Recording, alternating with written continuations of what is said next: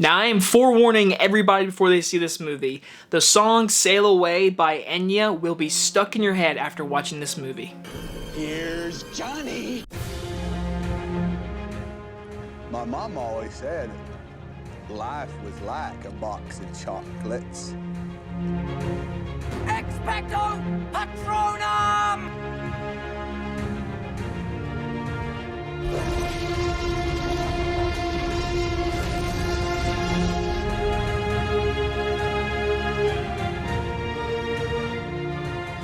Gran Turismo stars Archie Madekwe, David Harbour, and Orlando Bloom, and is about a gamer's skills wins them a chance to become a professional race car driver. From director Neill Blomkamp, who brought you District 9, Elysium, and Chappie, comes Gran Turismo, which is based off the video game, which was made by PlayStation, but this movie isn't like about the game. It's about the real-life game of a story of a gamer who played the game, was so good at it, wins a chance to become a race car driver, and that was based on a true story, which I have no idea. I've never heard of this story. Now, in the end credits, they do show you pictures and the facts of the actual person, which, good for them, because I used to play PlayStation all the time, and I've played Gran Turismo maybe once or twice, and so going to this movie tonight, I wasn't hyped. It was an early showing due to Regal's mystery movie, and I can say this, with a good crowd and a good enough heartfelt story, this is a good watch. My biggest praise is David Harbour's performance in this movie. Now, he plays the coach who's teaching all of these kids how to basically drive these cars,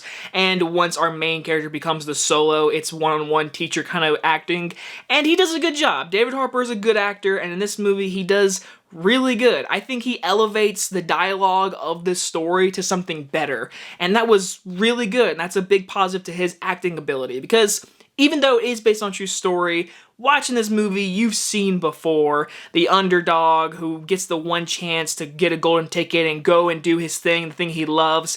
And since it's based on a true story, it's a little more inspiring and really, really cool because, again, I've played the game once or twice, and watching this movie, Neill Blomkamp really does create these racing scenes as you're playing the game, and I really gotta give a big positives toward the cinematographers, the production designers, the set designers. Like, they did a really job creating the game in the racing scenes, making it more exciting and more different. I have a few issues with, like, a lot of the drone shots. They were cool drone shots, but they cut away so quick that I didn't think the actual best shot was available yet. They cut away, like, here's the track, it's turning, and when it turns to go to the cars, it cuts to a close-up of him driving, and I feel like that would have been a really cool shot. But I will say, Neill Blomkamp is a good director, and this movie, he takes these characters and this video game property and makes a just heartfelt, competitive racing story. And it works for me. It's not a movie that blew me away. It's not. But again, David Harbour's performance really elevates the teaching moments. And Orlando Bloom, it's nice to see him again. He was also a very good character in this movie. Very much a switch of character. At first, he's trying to make this a thing. And then once the academy starts, kind of turns into a dickhead a little bit. And he really kind of like trying to screw these kids over, especially our main lead. But this movie really does take its time, which some of the pacing gets in a way a little bit, I can say. It's like 2 hours and 15 minutes long.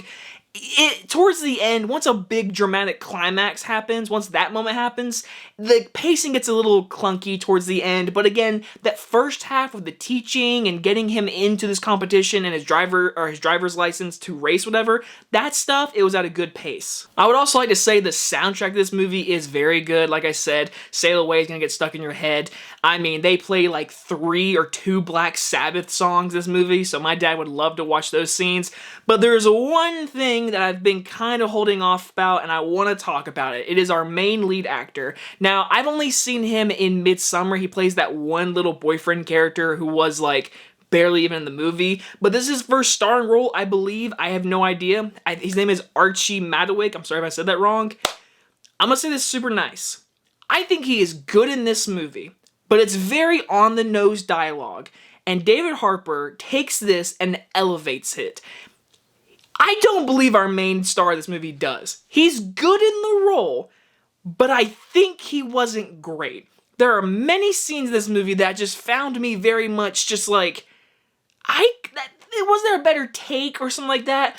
I don't want to be mean to him. He seems like a really young actor, and I hope to see him more and stuff because he has talent. There's one good scene of dramatic ability in this movie, but through most of this movie, I mean, he's being acted by everyone, even his mother character and the father character, who I think is Digimon. I can't remember the actor's name. It's from Guardians and Blood Diamond. He's really good as the dad, but our main lead, I'm gonna be honest, I don't think he was that great in this movie, and I don't want to be mean at all, but I'm just being honest. He wasn't great in this role. He's good, but what David Harbour's doing, elevating this story and this dialogue that's very on the nose, he was being left behind, and he's our main lead.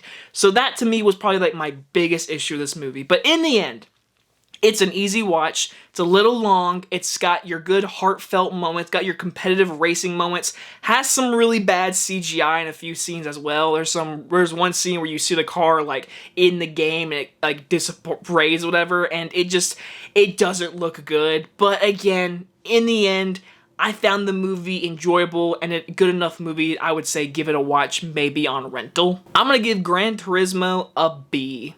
And I do think players of the game will enjoy this movie. Again, it's not like directly about the game. The game is in the movie, and it's just about this true story of the game. So again, I think the gamers of the PlayStation game will enjoy the movie. But I hope you guys enjoyed this early movie review, and I'll see you guys on the next one. Bye-bye, everybody.